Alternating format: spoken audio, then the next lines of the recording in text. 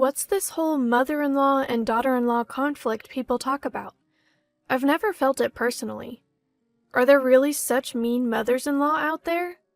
I get along great with Ethan's mom. Whenever I visit, we cook together and have a blast. If anything happens, I know Ethan will have my back. Ethan just proposed to me. My name's Zoe. I'm a 26-year-old office worker. I met Ethan in a college club, and we've been together for 8 years.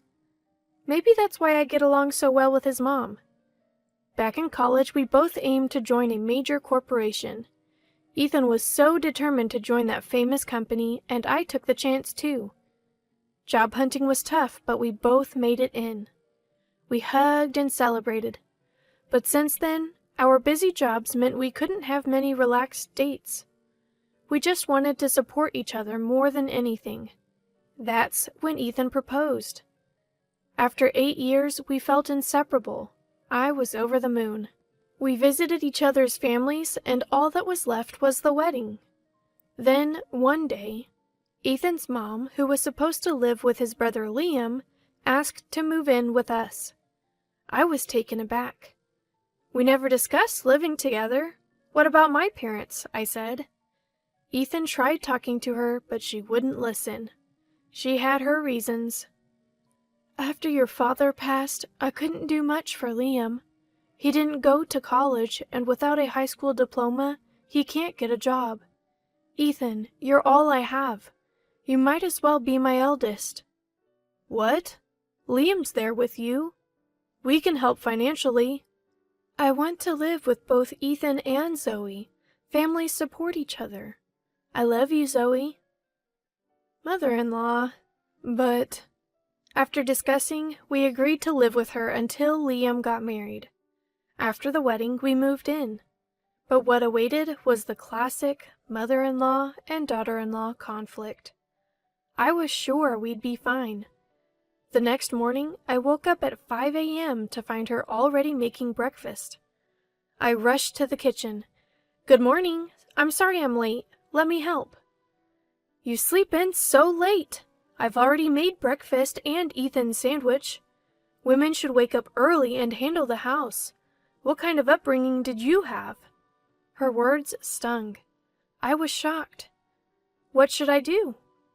I was surprised from the first day. I was in a state of panic, not knowing what to do. What should I do in times like this? My mind went blank, and I said, Mother-in-law, I'm sorry, what should I do? You need instructions for everything? And you work at such a big company?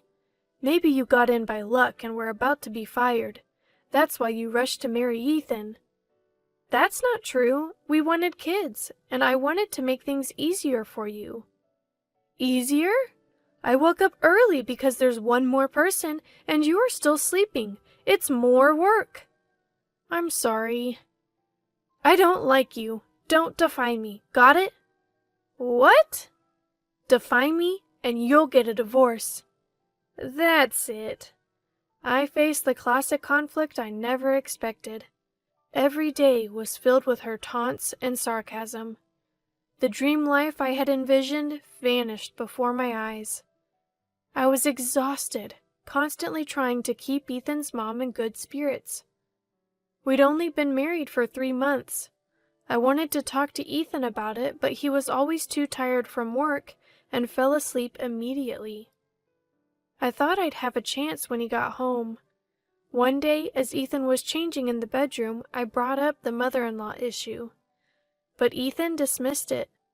Come on, Zoe, you're probably just misunderstanding. There's no way my mom would act like that with you. Anyways, I'm starving. Let's eat. I shouldn't have been surprised. In front of Ethan, mother-in-law was always the perfect mother. But behind closed doors, she was a nightmare. She'd constantly threaten, defy me and you'll get a divorce. Where did our feelings fit into all this? I grew distant from Ethan, feeling more and more isolated. One day, at my wit's end, I finally snapped back at her. You keep saying defy me, and you'll get a divorce. Fine, let's do it. What? Wait! A few days later, we divorced. Mother-in-law was shocked. She had always seen me as a servant, someone who'd do anything for her. Clean, do the laundry, make the bed, wax the floors, and when you're done, go shopping and prepare lunch. I want a roast beef sandwich today. After that, give me a 2-hour massage. Got it? Defy me and you'll get a divorce. I regretted not continuing my job. Still, I couldn't let go of my feelings for Ethan. I believed that I could build a happy family with Ethan. One day, as I was packing to leave, Mother-in-law entered the room, looking anxious. "What are you doing, Zoe?" "I'm leaving. I'll have movers pick up the rest later." "This is a joke, right?" "It's no joke. You said if I defied you, we'd divorce. So, let's do it." "You're being so childish. It's obviously a joke." "A joke? Stop messing around. I've had enough. Let's divorce. It's ridiculous that your mother even has a say in this." "Well, I mean, it's just that I'm not your mother's servant, you know." "I never treated you like that. You're just misunderstanding, Zoe." "Every single day you let this happen and you call it a misunderstanding? Is this the kind of family your mother wanted?" "Wait, it's just I've struggled raising our 2 sons. When Ethan got married, I thought I'd let out all the pent-up feelings. I felt this way for a long time. You wouldn't understand since you don't have kids." "What are you talking about? Struggled? Your father left you a house and a good amount of money. Ethan was 16 then and didn't need much care." "That's why I said you wouldn't understand. Have kids and then talk." "Really? But taking out your frustrations on your daughter-in-law is wrong. Was I chosen just to be your stress reliever? Is that why you were nice to me?" "Of course, it's always been this way. A daughter-in-law shouldn't defy her mother-in-law. That's tradition." I quickly packed and left the house. She still insisted that what she did was right and told me to understand her struggles. If this is what family means, if being treated this way is what family is about, then I don't need such a family. I'm content with my own life. I calmed down at a nearby park and then went to my parents' house. The moment I saw my mom, I burst into tears. She felt so warm. "Zoe, what happened?" "Just wait a moment." She quickly made me a warm coffee. "Drink this and calm down. This isn't like you." After calming down a bit, I told her everything. "Why didn't you tell me sooner?" "I didn't want to worry you. You always care about me." "Silly girl, I'm always here for you. Just relax here. Maybe it's best to divorce. Life has its ups and downs." I cried like a child. She hugged me tightly. I wished I could be a mother like her. The more I thought about it, the sadder I felt about Ethan not supporting me. Even if we had a good relationship with his mother, he never listened to my concerns. The happy times before marriage felt like a lie after 8 years. I realized the complexity of the mother-in-law and daughter-in-law relationship. Ethan, oblivious to everything, came home as usual. He called me after confronting his mother, but I refused to answer. He kept calling, but I blocked him. I just wanted a break. Ethan kept calling me over and over again. I couldn't help but block his number. I just needed a break.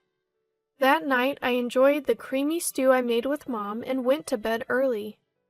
When I woke up the next day, I was surprised it was already past 8 a.m. Rushing to the kitchen, Mom greeted me. "Did you sleep well?" "I slept like a log. It's been a while since I had such a good sleep." "Zoe, how about we go to a pottery class today?" "A pottery class? Today?" "It's a new place nearby. They let you join even for just 1 session. I've been wanting to make a vase. Thought it might be a good distraction." I decided to spend the day out with Mom. The pottery class was more engaging and fun than I expected. For that moment, I completely forgot about yesterday. Later, Mom and I had a late lunch and did some shopping. Helping with dinner, I realized it had been a while since we spent quality time together. During college and my early working days, I never really cooked with Mom. She looked genuinely happy, probably trying to cheer me up. A few days later, a letter arrived for me. Ethan's name was on the back. I opened it immediately. To my shock, it was divorce papers. I couldn't understand why Ethan would do this, but part of me felt relieved. I felt bad for not answering his calls, but sending divorce papers was a bit much. With no lingering feelings, I decided to fill them out and submit them to City Hall. Is this how breakups go? I started to think Ethan was just like my mother-in-law. What happened to those happy 8 years? As these thoughts consumed me, my phone buzzed. It was an email from Ethan. I hesitated but opened it, and there, the email painted a picture of Ethan completely under mother-in-law's control. She had manipulated him, blaming everything on me. I was shaking. Could this really be happening? Had mother-in-law cried to Ethan? My head was spinning. Ethan's message. I always believed in us. It hurts to be betrayed like this. Left me conflicted. It was clear mother-in-law was behind this, but my feelings remained unchanged. The realization of mother-in-law's true nature was terrifying. Regardless, I decided to submit the divorce papers the next day. The next morning, I went to the city hall and had the papers processed. Surprisingly, I felt a weight lifted off my shoulders. Feeling motivated, I decided to start job hunting. A few days later, I got a call from a former boss. There was an opening in a subsidiary company, and they were struggling to find the right person. The offer was tempting, so I expressed my interest. Then, my phone rang. It was Ethan. Answering, I could hear a frantic Ethan. Zoe, you haven't submitted the divorce papers, right? Let's forget all about it. What? I'm sorry, I didn't know everything. Liam told me everything. It was all Mom's doing. Liam knew about her true nature, but couldn't intervene because he feared she'd kick him out. He's really sorry. So what do you want? I want to apologize. I'm truly sorry. It's too late. Please don't contact me anymore. It's over. What? Let's get back together. It was all Mom's fault. I was a victim too. Victim? You never listened to me. But I thought Mom was telling the truth. She's always been kind, so I thought you were mistaken. Do you realize how much I suffered? How hard it was? Mother-in-law kept piling chores on me. You never listened. This is the result. That's not true. I was deceived by Mom. Let's start over. I've rented a place near your house. I'm not interested, and the divorce papers have been processed. It's over. What? I shouldn't have sent those papers. It was all Mom's idea. You always blame Mom. Liam seems to understand better. He's not just playing games at home, he's working. What? I thought he was just playing games. That's another lie from mother-in-law. You two are perfect for each other. Goodbye. Wait, let's try again. Zoe! Zoe! I hung up feeling a sense of closure, as I realized that it was already over, and so I started a new chapter in my life. Zoe, it's your first day at work. Here's a sandwich. Thanks, Mom. I'm running late. I'll make my own tomorrow. Take care. Will do. Bye. I felt refreshed. A few months later, I was promoted to manager. Work was fun and my colleagues were great. I looked forward to the future. Maybe I'll take a break from dating. I'll take things slow.